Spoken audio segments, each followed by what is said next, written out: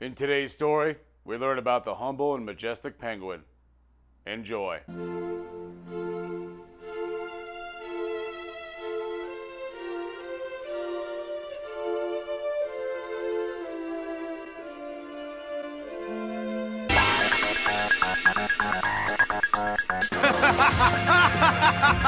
Funny. Get ready to flap your wings uncontrollably, all my fellow feature outlaws. This is his card game versus humanity, and I am that NAKK Double G. Back with a recap of March of the Penguins 2, now with that Duel Monsters crossover we've all been waiting for. Honestly, I can't even believe they had the budget for this. If you enjoyed, don't forget that sub, that bell, that like, become a member of the channel soon if you want to support me. And leave a comment telling me if you think Noah got a little obsessed with the whole Mario 64 infinite hallway thing. It's like, seriously, man, he forgot to code like half of the room. And wouldn't you know it, that happens to be exactly how the episode starts out. With Yugi running down a tunnel that will never end unless Noah wants it to. But he can't stop us, we'll just keep running and break the game. Oh wait, never mind, we've been teleported. Sitting happily in his must chair, Noah is interrupted by the one and only Crump, who is ready, willing, and able to make up for Gansley's failure. And she hasn't had it bad enough already, Noah decides that Taya will be the next victim of his game. Little do they know that she's never lost a duel and she doesn't plan on stopping that anytime soon. I need a nap. Wow, I can't believe 4 kids would just zoom in on our chest like that. What a bunch of sick freaks. Oh hey look, we're back at school, so we must be inside a dream right now because we know that never actually happens. Remember that time that Yugi handed you the Dark Magician girl even years before he knew about the Dark Magician? You'll need her for your next duel that I somehow know about, that you somehow know about inside your dream, inside of a virtual world. Well, not really, but this is your dream, so just go with it.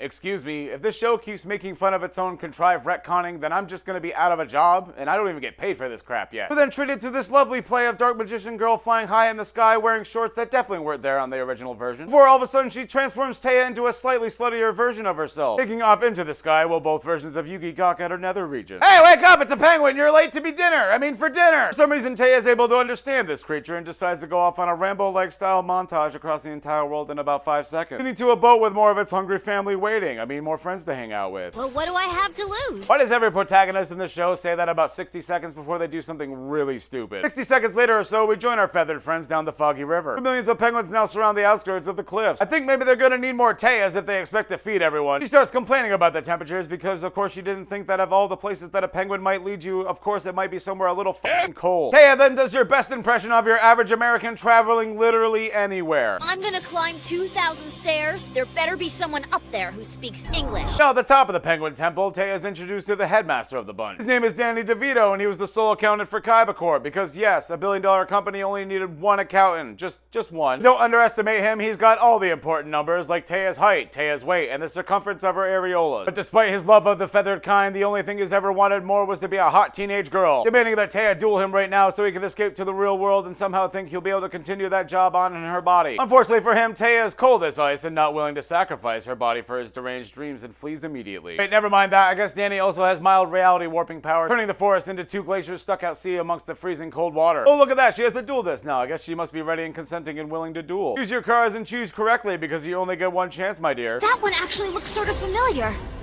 Dude, her first choice was Mirror Force. Yugi's first choice was Harpy's Pet Dragon. Taya's secretly the f***ing best. Taya chooses Dark Magician Girl as her deckmaster because she knows that the writers will never let her suffer an actual loss. Striking a pose because I guess talking shit is all it took for her to start getting into this. Getting back to Yugi, who is now surrounded by the 4 doors of the apocalypse, the hero must try and figure out how to progress further and try to save his friends. Since he spent a great deal of time in Egypt where racism was all but his decree, Yami knows full well not to touch these doors without giving an offering to the other side.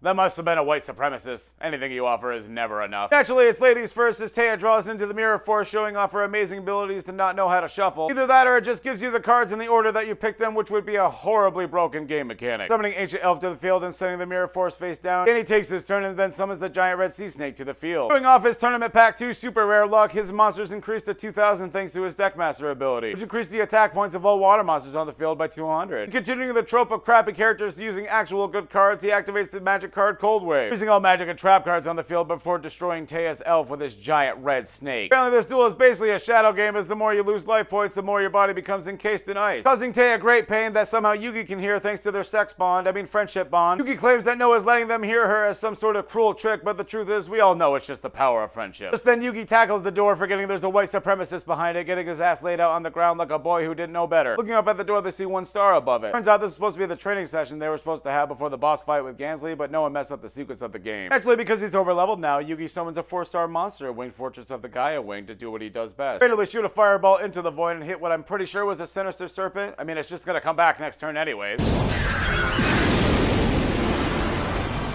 Wow. Yes, that's right, Yugi. Wow. Wow. Wow.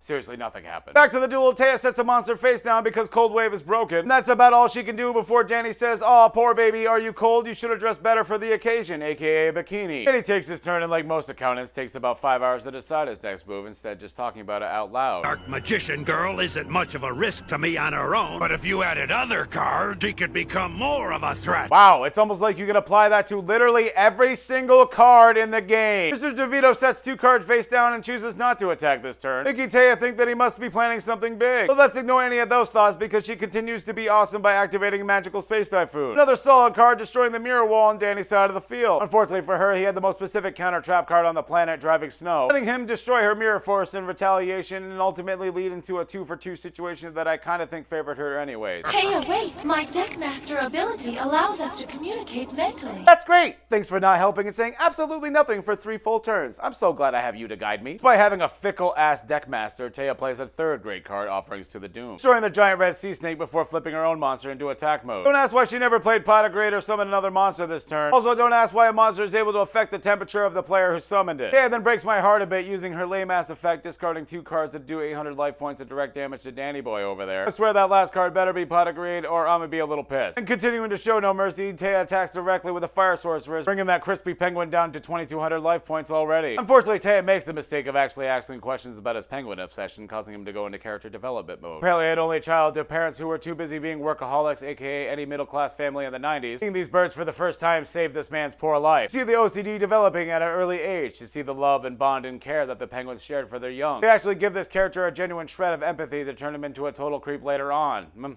I guess that's Yu-Gi-Oh! Too bad for him, though, his passions of counting and penguins were never realized by Seto Kaiba, who rejected them all because it definitely makes sense to think that a company that used to sell weapons of war and now gaming equipment would care about a penguin-themed theme park. Danny takes his turn and summons the Flying Penguin, combining it with a magic card that definitely exists called Penguin Sword, raising him up to 2200 attack points to destroying the Fire Sorceress for a massive 1200 life points of damage. The episode ends with Yugi picking up the coin that he threw at the racist door earlier because it's definitely surprising that they've just been running in circles in a world that Noah controls. Well, that's it for this week's episode. I want to thank you all for watching, and of course a shout out to all my patrons. We actually just got channel membership and partnership started today as I was editing this, so you can expect some membership perks coming soon.